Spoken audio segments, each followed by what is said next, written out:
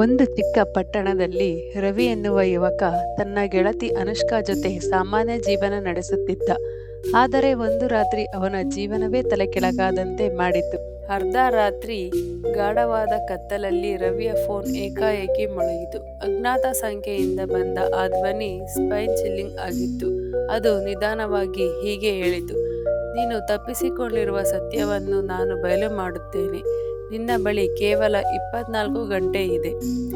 ಮೊದಲಿಗೆ ರವಿ ಇದೊಂದೊಂದು ಪ್ರಾಂಕ್ ಅಂದುಕೊಂಡ. ಆದರೆ ಬೆಳಗ್ಗೆ ಬಸ್ನಲ್ಲಿ ಜನಸಮೂಹದ ಗದ್ದಲ ಮಧ್ಯೆ ಅದೇ ಧ್ವನಿ ಮತ್ತೆ ಅವನ ಕಿವಿಯಲ್ಲಿ ಪ್ರತಿಧ್ವನಿಸಿತು: ನಿನ್ನನ್ನು ಎಲ್ಲರೂ ನೋಡುತ್ತಿದ್ದಾರೆ, ಓಡೋದಕ್ಕೆ ದಾರಿಯಿಲ್ಲ.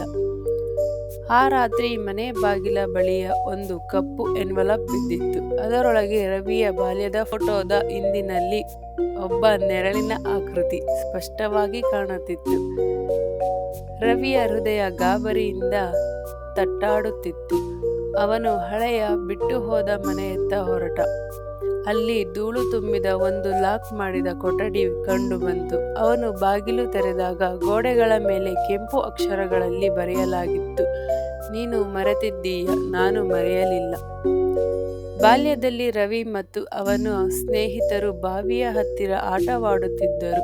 ಅಷ್ಟರಲ್ಲಿ ಒಂದು ಹುಡುಗ ಆಕಸ್ಮಿಕವಾಗಿ ಬಾವಿಯಲ್ಲಿ ಬಿದ್ದು ಸಾವನ್ನಪ್ಪಿದ್ದ. ಆ ಘಟನೆಯನ್ನು ಎಲ್ಲರೂ ಮರೆಮಾಚಿದ್ದರು. ಆ ಸತ್ಯ ವರ್ಷಗಳ ಕಾಲ ಕತ್ತಲಲ್ಲಿ ಮೊಳಗಿತ್ತು. ಅವನು ಆ ಹುಡುಗನ ಅಣ್ಣ.